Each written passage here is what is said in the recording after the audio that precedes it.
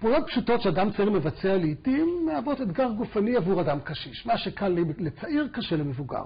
על אימונים לגיל השלישי נשמע מרפי יוסף, שהוא מאמן כושר אישי לגיל השלישי. מה מאפיין את התנועתיות או את המצב הגופני של אדם קשיש? מבחינת העיניים שלך.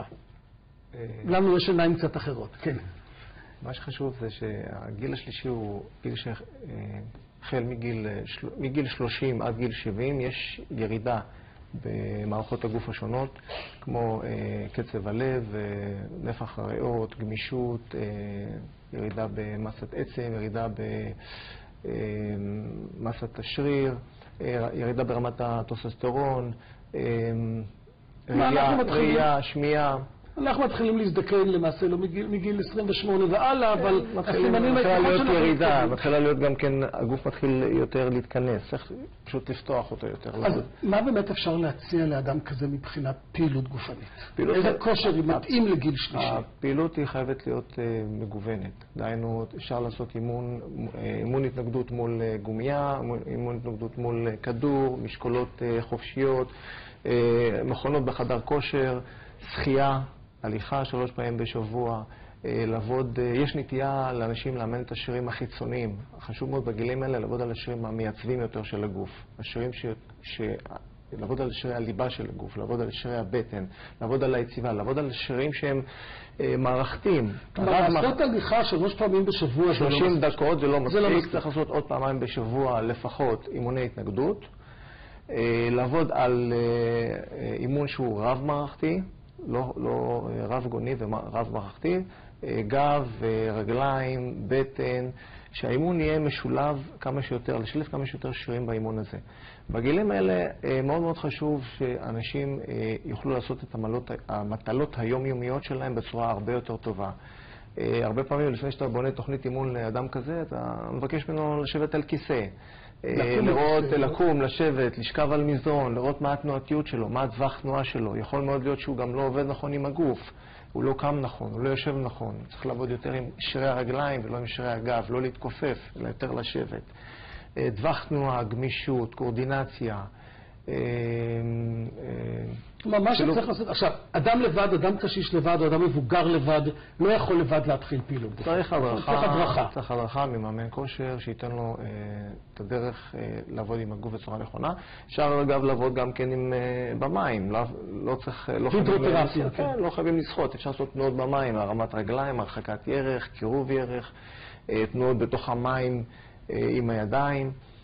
אבל חשוב מאוד לשלב פעילות גופנית שתכלול מכלול שלם של פעולות של ספורט, כדי לתת גירוי לשרירים מכל מיני היבטים, מכל מיני...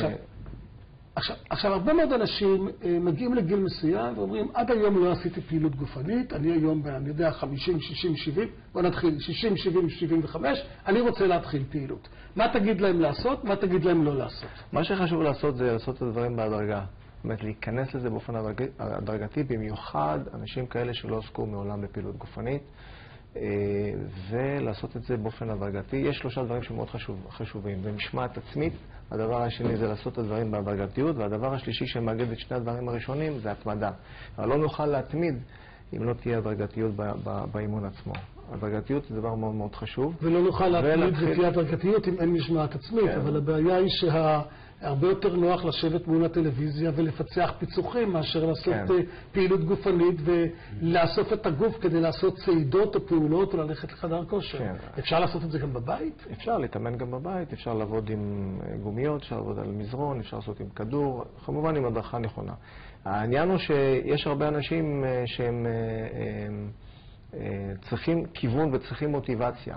עכשיו, אם יש לו רצון והוא מעוניין והוא רוצה להתאמן ויש לו בעיה כזו או אחרת והוא רוצה לשפר את המצב הגופני שלו ויש לו רצון והוא החליט, אבל לא מספיק להחליט, צריך לבצע את זה, אז עשינו כבר את חצי עבודה. אם הוא מעוניין לעשות את זה, צריך פשוט רק לתת לו לחוש ולהרגיש אימון, שירגיש שהוא מפעיל שרירים שהוא לא הפעיל מעולם. יש הרבה פעמים מקרים שאתה מאמן מישהו והוא אומר לך, תשמע... למחרת כאבים בכל הגוף. לא, גם אימון קל, לא חייב להיות אימון חזק שמעורר חומצות חלב וכן הלאה, אלא פשוט אימון קל, והוא אומר לך, תשמע, היום הפעלתי שרירים שלא הייתי מודע לקיומם. אז חשוב מאוד גם כן לתת להם מוטיבציה, לתת להם ניצוץ, לתת להם בגיל הזה מה שחשוב שהוא גם, ברגע שאתה לא מתאמן ולא עושה פעילות גופנית, יש שני מצבים, או שאתה דועך, או שאתה צומח. אתה יכול לצמוח, אתה יכול לבוא במקום של צמיחה, אם תעשה פעילות גופנית, אם תתאמן כמו שצריך, אם תהיה לך הכוונה נכונה, אם תעשה אימון שהוא מגוון בחדר כושר, אם תעשה תרגילים שעובדים על שרי בטן, שרי גב תחתון, שרי רגליים, שרירים שהם באים מהיום-יום, כמו ללכת, לצאת מאוטו, להיכנס לאוטו, לעלות במדרגות, להיכנס למונית, או דברים שהם ממש מהיום. תודה רבה. תודה רבה לרפי יוסף ולדוקטור חוליו ויינשטיין, וכמובן נודה ליתר האורחים שליוו את התוכנית. סיימנו להיום. אתם מוזמנים לשלוח לנו שאלות, תגובות, הערות, הכל דרך המייל והפקס.